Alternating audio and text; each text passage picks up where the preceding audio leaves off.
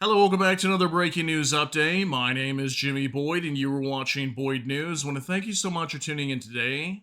I'm back with another update coming out for the war between Russia and Ukraine, and I've got a ton of huge news to brief you all on today. So today's date is June 2nd, 2025, and it's Monday.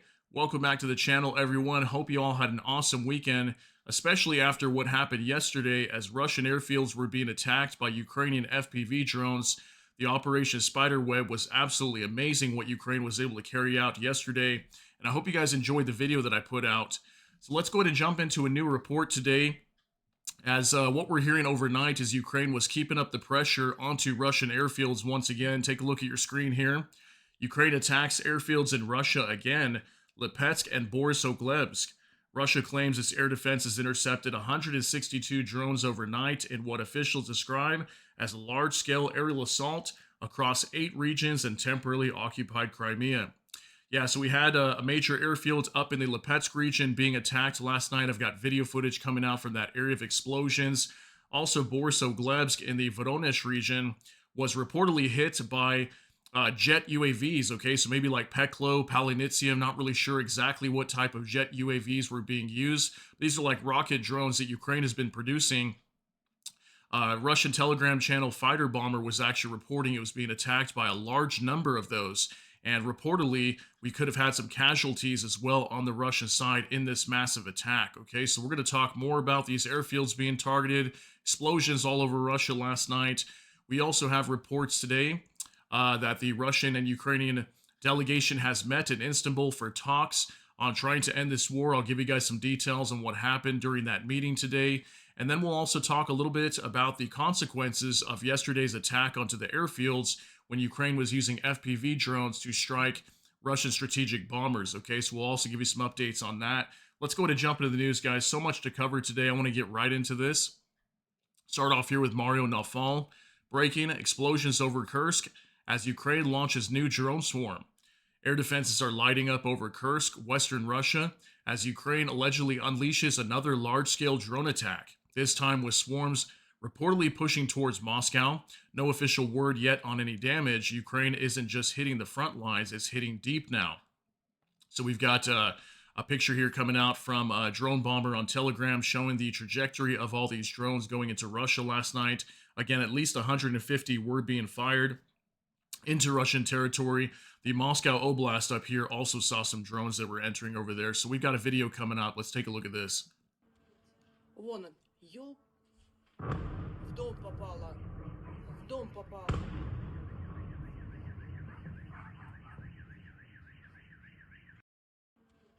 All right, so I do apologize. The sound of this video is a little bit low. I had it cranked up all the way, but just the way the video was recorded. But we can see what appears to be maybe an interception of a Ukrainian drone entering into the Kursk region. So lots of explosions in the Kursk Oblast last night. Let's go ahead and jump into another update here from Vicegrad24. Breaking, another Ukrainian drone swarm is striking targets in Russia's Kursk region. We've got a 9-second video here. This video is a little bit loud, so just get your ears ready.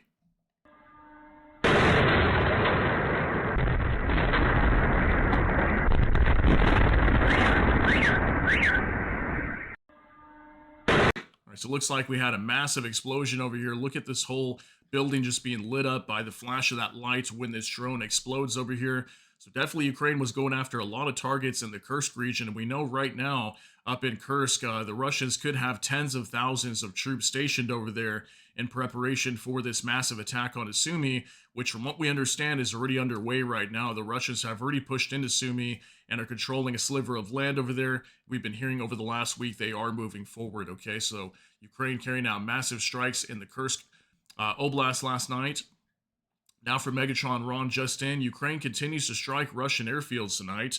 Several drone strikes tonight targeting Borisogledsk military airfield in the Voronezh Oblast of western Russia. So a 25-second clip, you're going to hear multiple explosions, I think at least 2, from these drones coming in. Take a look.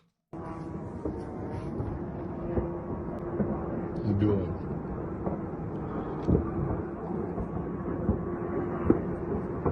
Еще.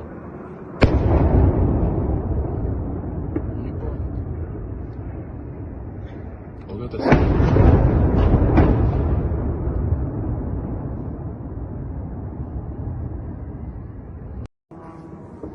All right, so it sounds like two, maybe three huge hits over here on the Borisogledsk airfield.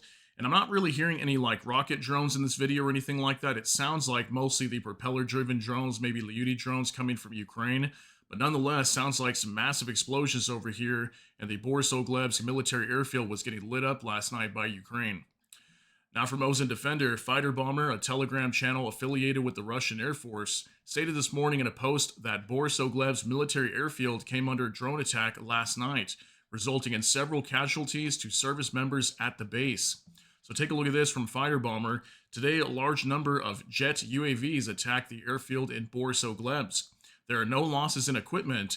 Eternal memory to the deceased. Okay, so talking about deceased here, these are Russian soldiers that reportedly lost their lives in these attacks last night. We don't know how many casualties the Russian side took last night, but the Borisogledsk military airfield is a pretty small airfield. It's not very big. And as far as I know, they mostly do training over there on certain aircraft for new pilots, okay? So Ukraine's still keeping up the pressure, going after these airfields. Reportedly, could have had some casualties on the Russian side, according to Fighter Bomber.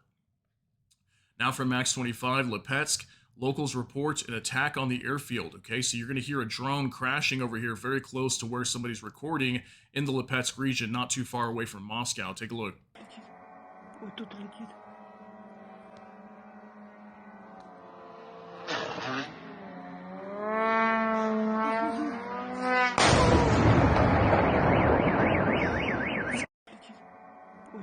All right, now it's kind of hard to tell what exactly was being targeted over here. Was it a drone being suppressed by electronic warfare?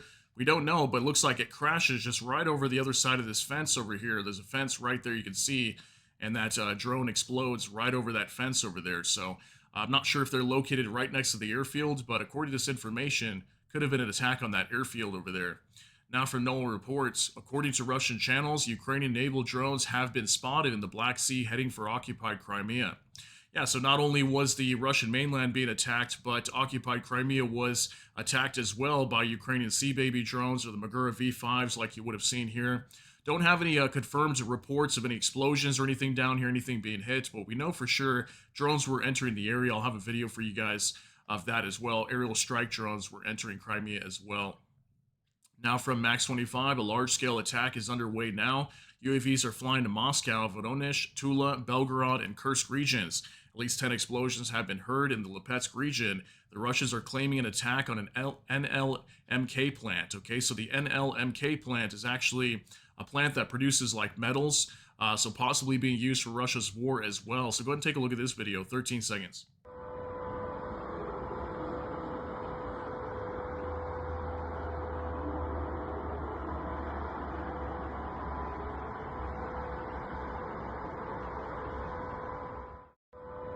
Okay, so what we're seeing in this video is what it seems to me is some air raid alert alarms going off inside of Russia last night as drones were entering. So I'm sure a lot of regions, people were not getting much sleep last night due to all these air raid sirens from these attacks, okay? So now moving on to Igor Sushko. Russia air defense was active and drones could be heard in Moscow at night. Explosions reported. Troparyovo, 15 kilometers southwest of the Kremlin. So deep inside of Russia in the Moscow region, not too far away from the Kremlin, we had some drone attacks over here as well. Take a look.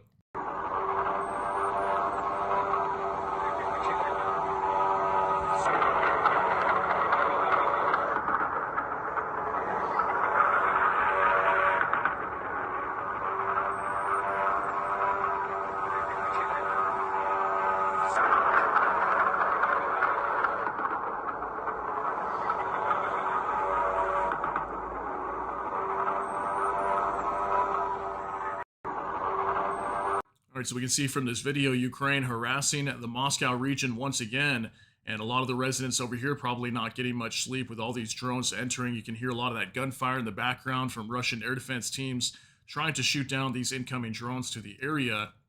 Now let's move on to World Source News 24/7, breaking at least 150 Ukrainian long-range drones are currently striking Russia, heading towards Moscow. Bright flash and loud explosion caught on CCTV in Levinkovka, Rostov-on-Don, Russia. No immediate reports on cause or damage, okay? So this is in southwestern Russia, just to the east of Ukraine, okay? So in the Rostov region. Take a look at this video.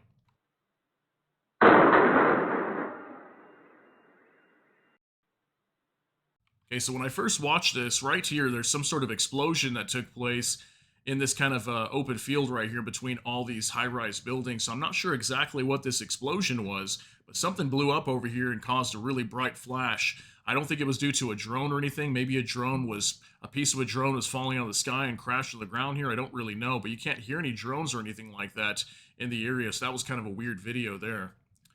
Now from Igor Sushko, Russia-Ukrainian drone strikes in Ryazan. Okay, so Ryazan saw some drones as well. This is close to Moscow also, I think like a little bit to the east of Moscow. We had a drone that crashed over here and started a brush fire. Drone was probably suppressed by electronic warfare that brought it down, crashing over here. So that was a video out of Ryazan last night.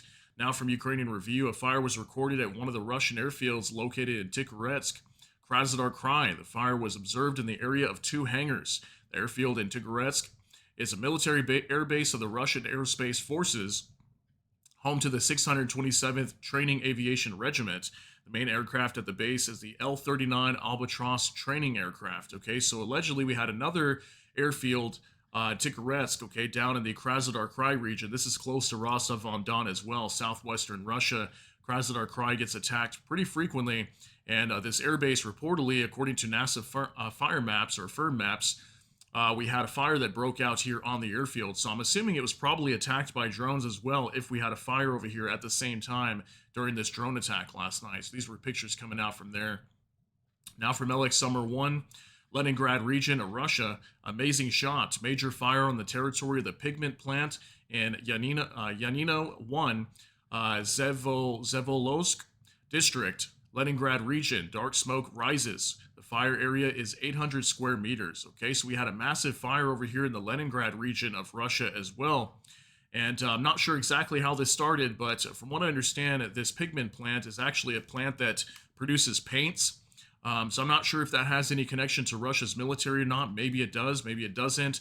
But as you can see here, a massive fire there, all that black, thick smoke coming from that facility burning to the ground. So if we get more information on that, if there's connection to Russia's military, I'll let you guys know. Now from NOAA reports, Ukrainian drones were spotted over Yevpatoria-occupied Crimea. This was the video coming out from Crimea showing Ukrainian Lyuti drones just flying right in, unabated, not being shot down by Russian forces. And if we get some information down here, also, I'll let you guys know there was targets being attacked down here, but we don't know exactly what was being hit or if we had any confirmed hits down there. But nonetheless, drones entering into Crimea last night. Now for Megatron Ron breaking, Russian Shahed 136 kamikaze drone strikes a port in Ukraine's Odessa region. Okay, so not only was Russia being attacked last night, but Ukraine was as well late into the evening. This is going to be a crazy video, guys. Probably one of the clearest videos that we've ever had that shows a Russian Shahed drone directly striking this port. Take a look at this.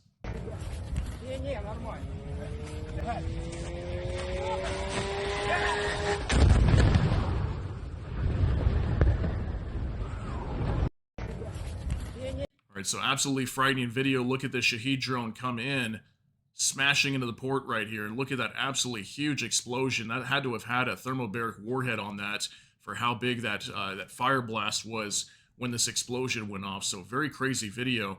This is the port of Odessa down in southern Ukraine that was being attacked by drones last night. And I think we had somewhere close to 100 drones from the Russian side. I'll want to check here in a minute. I'll show you guys a report on that. But lots of drones entering into Ukraine. Now for Max 25, 2 ballistic missiles hit residential area in Kharkiv. One missile landed near a high-rise residential building. The second impacted a road just a few dozen meters from a local school. So take a look at this, guys. Huge crater in the ground here from a Russian ballistic missile that was fired, probably Iskander, going into the city of Kharkiv, a residential area is what it states here.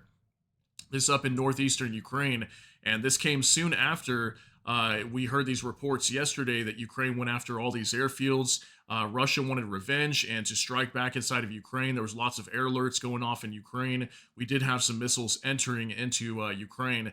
Looks like, thankfully, this one just landed over here on a road. I'm not sure if anybody was harmed or anything by this, but thankfully it didn't hit like a building or anything like that where there may have been a lot of people inside. I guess that's somewhat best case scenario, but hopefully nobody was on this road traveling when it got hit. Now let's talk about these talks in Istanbul today between Ukraine and Russian delegations. Military News UA, the faces of the Russian delegation at the talks in Istanbul. So, this is what the Russian delegation looked like. If you look at their faces here, they don't appear to be very happy with what happened yesterday. A lot of them have very dull faces and probably very upset with Ukraine carrying out that massive operation yesterday, going after these airfields, striking strategic bombers at many airfields in Russia yesterday. So, this was the looks on their faces when they were here to show up and speak with Ukraine. They clearly don't look very happy. Now, from Kiev Post, talks between the Ukrainian and Russian delegations in Istanbul have concluded. They lasted just over an hour. Head of Ukraine's presidential office, Yermak, said that during the meeting, the Ukrainian side handed over a list of Ukrainian children who must be returned. Okay, so it looks like they spoke just over an hour, not for too long. And one of the big things that Ukraine was trying to shoot for was get a lot of these Ukrainian children that they state have been kidnapped by Russia and try to return them back to Ukraine. That was a large part of what Ukraine was asking for today. We'll have some information on that in just a moment. Now, Max 25, Russia did not agree to a ceasefire and a meeting of leaders. We only agreed on a prisoner exchange, according to Rustem Umerov, the defense minister of Ukraine. There were no major breakthroughs at today's meeting in Istanbul, just small steps as we expected, a senior Ukrainian official told Financial Times. The Russians appear to be playing a diplomatic game for Trump. The two delegations did not shake hands or make any proposals that would indicate progress on any potential deal. Putin refused to back down from his maximalist demands. Here's a report from Financial Times. Ukraine and Russia exchanged peace memorandums in Istanbul. Talks follow Kiev's daring assault on Moscow's airfields come despite a gulf between two sides' positions. Okay, so from what I'm getting from this meeting today, it seems to me like not a whole lot really happened. They did agree on some sort of prisoner exchange and potentially releasing some sick and elderly on both sides, especially on the Russian side. Apparently, they're holding a lot of sick and elderly and young people that are kidnapped or captured by the Russians on the Ukrainian side, and they might be releasing them. We'll see what happens with that. But in terms of achieving a peace deal, a ceasefire, nothing basically came from this meeting, is what I understand here. So now, the big question here is, what is the U.S. going to do? How is Trump going to respond? Are we finally going to get some sanctions onto Russia? What's going to happen? Nothing really concrete came from this meeting, from what I understand. But I'll show you guys more details here. Max 25, Russia demanded that the U.S. not be present at the negotiations between the delegations, said the foreign ministry spokesman Turkiye. Negotiations between Russia and Ukraine ended not negatively, says Turkish foreign minister. So Russia, again, demanding that they don't want the U.S. to be present there. They just want to be talking directly to Ukraine, and that's it. So I'm not sure if the U.S. actually was involved in these negotiations. We were hearing that a delegation might be sent over there, but I never heard confirmation of whether the U.S. was going to send anybody. But we do know that Ukraine and Russia did negotiate today, or meet for negotiations, that is. And according to the Turkish foreign minister, he says that the meeting ended not negatively. Okay, so I'm not sure if that's good or bad. You guys can let me know what you think on that. Now, from next, Russia did not agree to a ceasefire or a meeting of leaders, only to a prisoner exchange, said Ukraine's defense minister. He stressed that Ukraine insists on the release of all prisoners and civilian hostages. We will focus on the severely wounded, the sick, and the youth. We will also prioritize the exchange of the bodies of the fallen, Umerov said. So we do have some reports on that we'll go over in just a minute regarding prisoners, civilian hostages, fallen soldiers. We've got information on that too. Max 25, tens of thousands of Ukrainian children kidnapped by Russia are propaganda. Stop throwing around crazy numbers. We will return everyone who is in Russian. Russian soldiers do not kidnap. They only save them because their lives were in danger, said Medinsky. So Medinsky is this gentleman right here. He's the head of the delegation for the Russian side. And that's what he stated in response to Ukraine saying, hey, give us back all our civilians that you kidnapped, especially Ukrainian children. That's basically what he said, okay? He said that is propaganda, that it's basically not true, that they're not kidnapping anybody. If anything, they're just helping people of, whose lives were actually in danger, is what he states. So let me know what you think on that. Now, from next, in response to Ukraine's demand to return its abducted children, Medinsky said, "Don't put on a show for bleeding heart European old ladies with no children of their own." Now, when I first read that, I couldn't really understand what he meant by that. You guys can let me know what you think. It seems like some sort of insult to Ukraine and to Europe. But here's a report from Oliver Carroll, okay? And Oliver Carroll is a news correspondent for The Economist, which is a major mainstream news outlet. And this is what he stated here. Second round of Ukrainian-Russian talks have concluded As expected, they focus on humanitarian issues. They lasted just over an hour, suggesting there wasn't a great deal to discuss. Ukrainian side passed on list of hundreds of children deported to Russia. A source with knowledge of the exchanges says head of the Russian delegation, Vladimir Medinsky, responded thus: "Don't put on a show for bleeding heart European old ladies with no children of their own." Okay, so let me know what you guys think. I'm kind of confused at what that statement means. I can kind of see how it's like some sort of insult or something towards Europe or towards Ukraine. But if you guys understand that a little bit better than me, let me know what you think down in the comment section. But clearly, Medinsky responding to that in a negative way and kind of accusing Ukraine of saying things that probably aren't true is kind of what he's saying, is the way that I see that, okay? So now for Max 25, Russia and Ukraine discuss the exchanges in detail. The results will be officially announced, according to TASS news agency. That's out of Russia. There will be no continuation of the negotiations between Russia and Ukraine today. The delegations will fly away. Third round of negotiations between Russia and Ukraine will take place within some time. All right, so we're hearing here that Ukraine and Russia are done for right now. It's probably going to be another several weeks before they meet again. And it looks like right now they're on the Russia side. They're waiting for all the details to come out from this meeting, and then they will announce some results and kind of how Russia feels about this whole talk with Ukraine. But again, what I saw from the meeting is nothing really happened for the most part, but maybe behind closed doors, maybe Ukraine and Russia were able to get some sort of, deal exchanged here. But, moving towards a ceasefire and all that, all the major things, I don't see anything major that came from this meeting. Now for Max 25, Ukraine and Russia have agreed to exchange all seriously ill prisoners of war and persons under the age of 25. This was according to Defense Minister Umerov. So he stated this in a conference after Ukraine and Russia met. So apparently they're going to exchange all seriously ill prisoners of war and persons under the age of 25. So at least that's a really good step forward. A lot of these people that might be suffering in these prisons in Russia, maybe even side of Ukraine, they're going to exchange all these people under 25 and seriously ill prisoners of war back to their homelands on either side. Now for Military News UA, we agreed to return the bodies of soldiers 6,000 by 6,000, said the head of Ukrainian delegation Umerov. Okay, so apparently they're also going to return 6,000 of their own fallen soldiers that Russia's still holding their bodies. Apparently Ukraine's going to be doing the same thing, okay? So sad to hear that, all these fallen soldiers, but at least they're going to be able to get them back home.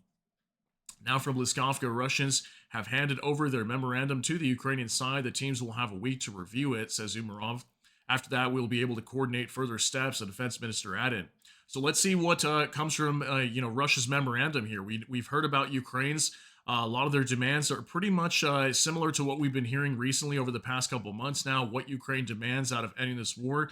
I'm curious to see what Russia's demands are going to be. I'm sure a lot of theirs will be the same. Maybe they're going to add some new ones in there. And we'll see how Ukraine responds to it and what they expect. We'll see if sanctions come down on Russia soon. I don't know what's going to happen. But again, I don't really see a whole lot coming out of this meeting today. So I'm curious to see what the U.S. is going to do. Now for Military News UA, Zelensky. Losses will force Russia to sit down at the negotiating table. According to him, Operation Spiderweb has shown that Ukraine is capable of delivering sensitive blows. This strengthens not only its defense, but also the security of all of Europe. Zelensky emphasized if Russia is preparing attacks from the territory of Belarus, as intelligence data shows, then the Allies need to increase support now. Weapons production is a key factor. Strengthening Ukraine is the way to end the war and prevent its expansion, President noted. So this was Ukrainian President Volodymyr Zelensky today speaking in Vilnius, Lithuania, at a summit over there, and he was kind of commenting on what happened yesterday with Operation Spiderweb on the airfields. And then also talking about the fact that Russia's going to be holding massive exercises, military exercise that is, inside of Belarus. And he's been warning for several weeks now that Russia might try to carry out some sort of attack either onto Ukraine or possibly even NATO, some of the Baltic nations or something. So he was warning about that again today at this conference. Take a look. Stronger tactical solutions. Our Operation Spiderweb yesterday proved that. Russia must feel what its losses mean. That is what will push it toward diplomacy. And when Russia takes losses in this war, it's obvious to everyone that Ukraine is the one holding the line, not just for itself, but for all of Europe. Ask your intelligence, what is Russia planning this summer in Belarus? if they are bold enough to prepare attacks from there, then we need more strength together. And right now, that means strengthening Ukraine so we can stop this war and prevent it from spreading. That's why weapons production matters. You have stronger tactics. All right, so commenting on Russia and Belarus's their training that they're going to be doing inside of Belarus this summer. Now, Zelensky's been warning about this for a while now, okay? And you guys can let me know. Do you guys know if Russia and Belarus does this repeatedly every year? I mean, I haven't really seen this. They do some training here and there, but nothing to this extent. I think Zelensky was stating that Russia might be stationing like 100,000 troops over there. I'm not sure if that's confirmed yet, but apparently it's going to be a pretty massive military exercise. And why would Russia be doing this right now while they're at war with Ukraine? Why would they be training with Belarus? I don't know if that's a continuous thing they do every year or not, but clearly Zelensky's very worried that Russia might stage some sort of attack or assault onto the Baltic nations or something, and it's something he's been stating a lot about. So let me know what you guys think on that. If you have any information on Belarus and Russia, let me know down in the comment section. Now from Liskovka, Vladimir Zelensky at the Vilnius summit also said, Ukraine needs air defense systems, including Patriot complexes and missiles for them, as well as investments more than ever.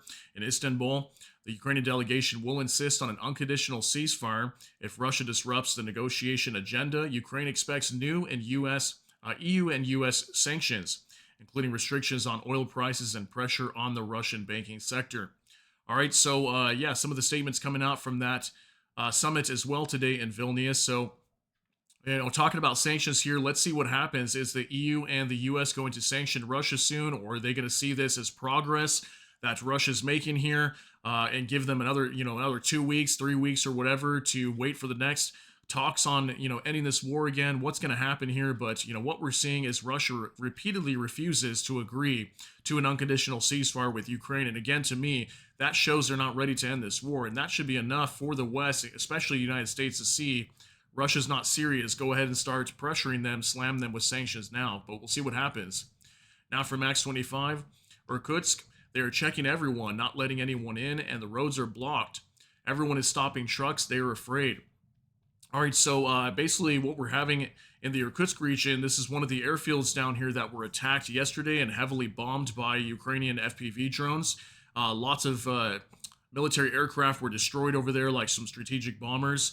And apparently the Russians are very afraid of these trucks now, and there's like truck phobia going on where they're stopping a lot of these trucks and making all of them pull over to the side of the road for inspection, make sure no more of these trucks have FPV drones inside of them. So, just to think about how much impact this is putting on Russia's economy over there, as well as now all these trucks, especially in certain areas of these airfields, are now being stopped and at a standstill. And now there's no more transportation of products around the country as they try to circumvent the situation and protect these airfields, make sure there's no further attacks. So crazy video coming out from the Irkutsk region. This is far into eastern Russia, like 4,000 plus kilometers away from the border of Ukraine. Now for Max 25, MASH reports the owners of warehouse drones in Chelyabinsk have been detained. Okay, so these are pictures coming out from that warehouse that the Russians were able to locate that Ukraine supposedly used to store and prepare this attack for Operation Spiderweb. Okay, so these drones were being stored here and prepared onto these trucks, and then the trucks were sent out for delivery. And this is where the whole attack started from, right here, from yesterday on these airfields. So these were pictures coming out showing the owners of this warehouse have been detained by Russian authorities. Now for Max 25, Russian media published a photo of a man allegedly involved in the drone attack on the Russian air bases, 37-year-old Artem Timofeev. He was originally from Zhytomyr, lived in Chelyabinsk region, and owned a car fleet. SBU reported that all agents were already in Ukraine. Okay, so it looks like they're looking for a man here by the name of Artem Timofeev, and allegedly they believe he could be in connection to these attacks with the FPV drones on the airfields yesterday in Russia. So here's a couple of pictures of him. And yeah, according to Ukraine yesterday, they stated that all their agents that were involved in this returned to Ukraine, and none of them were captured. And anything that, the Russians were to state they captured somebody, they were stating that that was like propaganda, that it's not true, that all of them were able to safely return to Ukraine. So it looks like the Russians believe they have located somebody that they're looking for in connection to these attacks. Now, here's more information regarding the truck drivers that were driving these trucks yesterday. So, from Special Kursin Kat, Russian investigators have questioned the drivers of the trucks from which drones were launched during a large scale attack on military targets from Russian media. One of the drivers, 55-year-old man from Chelyabinsk, named Alexander Z, said the truck belonged to a 37-year-old man named Artyom. Some time ago, Artyom had received an order from a businessman based in the Murmansk region who requested the transportation of 4 prefabricated houses from Chelyabinsk to the Kola district of Murmansk. 2 men agreed on a price, and Alexander loaded the cargo into the truck and set off. According to him, while en route, an unknown individual contacted him by phone and gave specific instructions on when and where to stop. The final stop was near a Rosneft gas station close to a military airfield in Murmansk. It was from that location that the drones were launched. A similar story was shared by another truck driver, 61-year-old Andrei M., who said he also worked for Artyom. His task was to transport prefabricated houses to the Irkutsk region. However, when he parked near the Termok Cafe in Usolye Skoye, sorry guys, hard to pronounce, drones began to take off from the back of his truck. Other truck drivers involved in incidents in the Ryazan and Ivanovo regions reported similar experiences. One of them, a 46-year-old man named Sergey, told investigators he was transporting a modular house from Chelyabinsk. While driving through Ryazan, the roof of his Scania truck suddenly tore off and drones flew out. The 4th truck involved in the drone launch targeting the Ivanovo airfield the day before was also loaded in Chelyabinsk. According to the driver, the truck also belonged to Artyom. Criminal case has been opened under terrorism related charges. Investigators are currently searching for Artyom, who was reportedly a native of Ukraine. So I showed you guys this video yesterday of this truck that was just sitting here, and then all of a sudden these FPV drones started launching out of it. And so apparently the truck drivers didn't even know what they were transporting. They were told that they were modular houses that were going to be transported to several regions of Russia.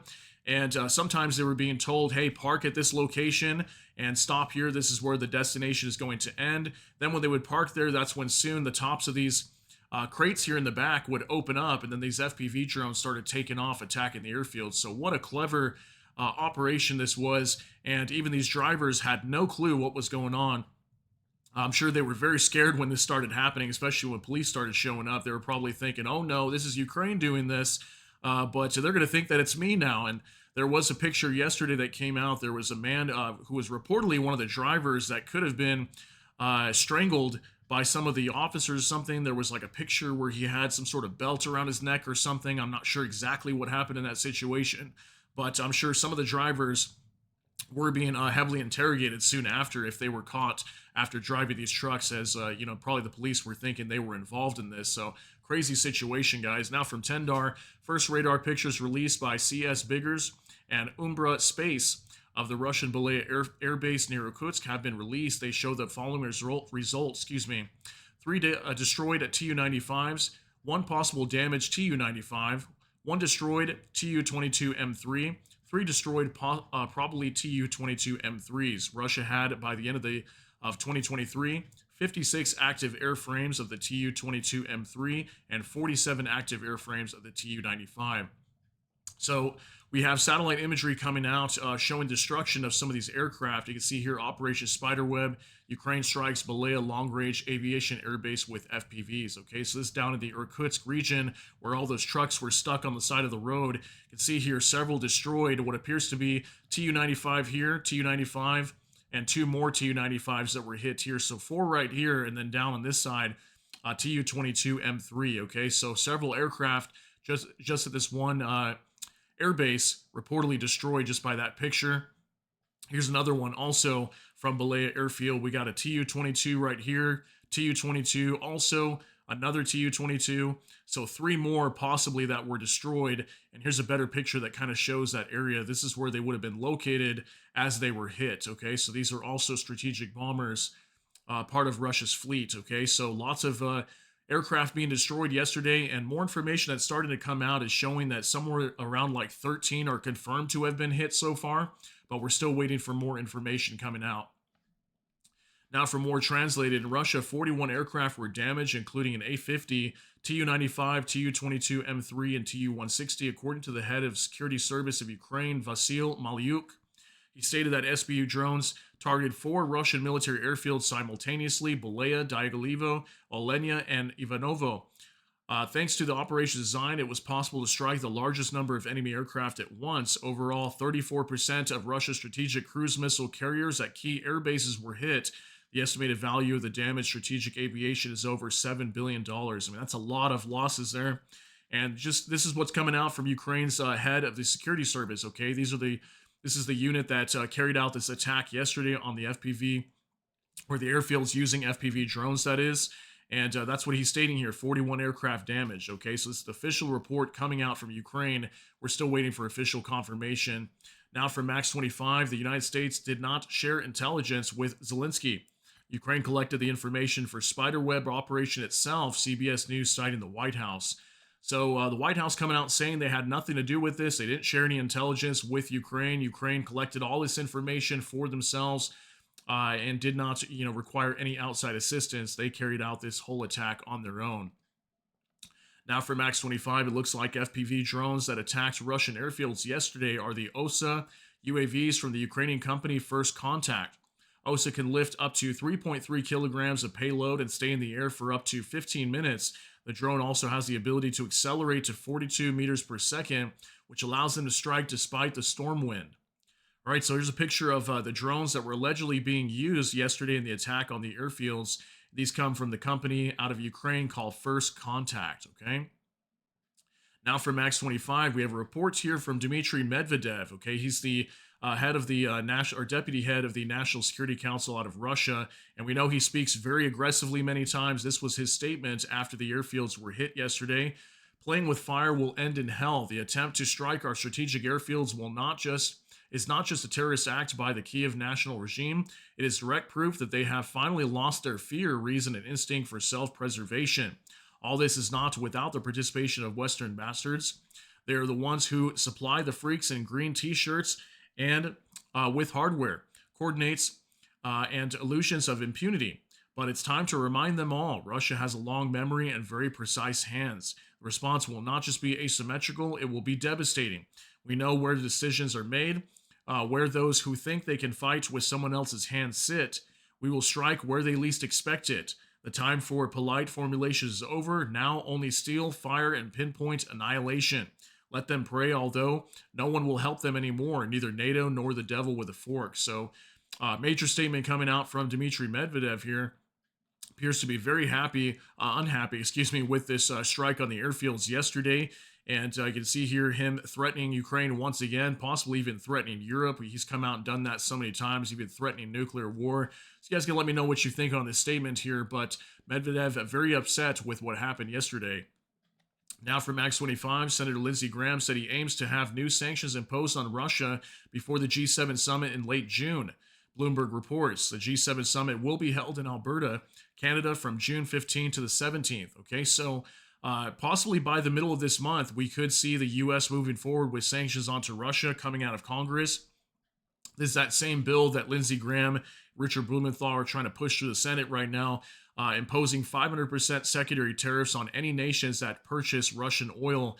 And that could definitely collapse their economy big time. So we'll see what happens here. In the next couple of weeks, we should have a decision on this coming out of Congress.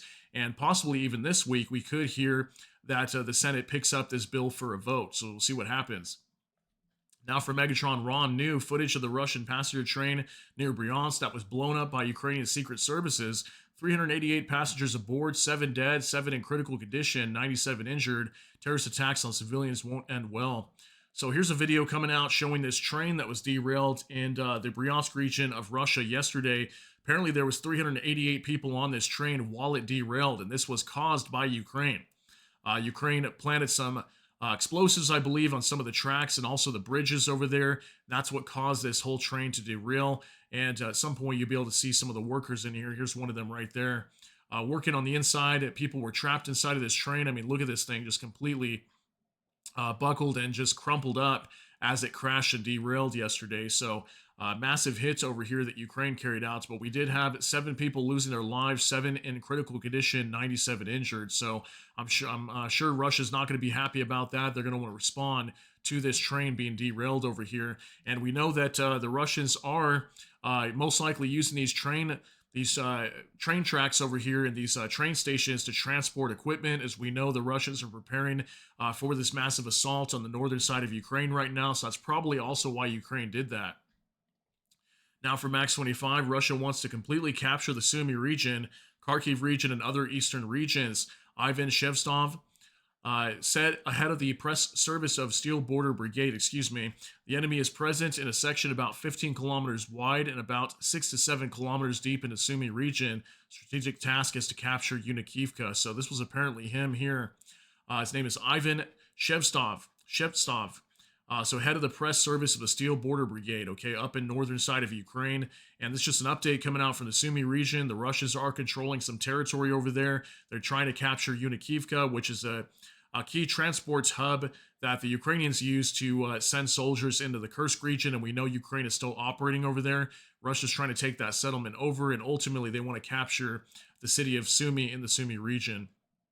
Now for Max 25, Ukrainian air defense shot down 52 out of 80 Russian drones, including 15 shot down by air defense and 37 suppressed by electronic warfare or lost in location.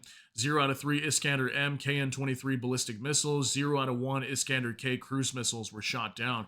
So it looks like all the missiles successfully made it into Ukraine that were fired from Russia last night, but 52 out of 80 drones shot down, and 37 suppressed by electronic warfare, okay? So good amount of them brought down, only a few crashing into Ukraine, but we did have some direct strikes like that Odessa port. Now from Kyiv Independent, these are the indicative estimates of Russia's combat losses as of June 2nd, according to the Armed Forces of Ukraine. And here's our final report of the day, guys. Russia's losses as of June 2nd, 1,140 troops, 7 AFVs, 137 vehicles and fuel tanks, 2 tanks, 256 UAVs, 3 cruise missiles, 2 anti-aircraft warfare systems, and 2 special equipment. So, not a whole lot, again, being destroyed. I mean, vehicles and fuel tanks up a little bit higher, but for the most part, still about average numbers we have been seeing here. Lots of UAVs were destroyed yesterday because we had such large attacks. I think there was like almost 500 drones that entered into Ukraine yesterday. And as far as these anti-aircraft warfare systems, I saw a report on X yesterday that there was a TOR air defense system that was reportedly destroyed in Ukraine also yesterday. So looks like they have been able to destroy some equipment on the Russian side. We're still waiting for these numbers to really start to skyrocket as the Russians launched their major offensive on the eastern and northern side of Ukraine right now.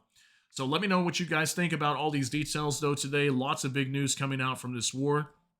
But that's going to be it for today's update, guys. If you got something out of this, please smash that like button.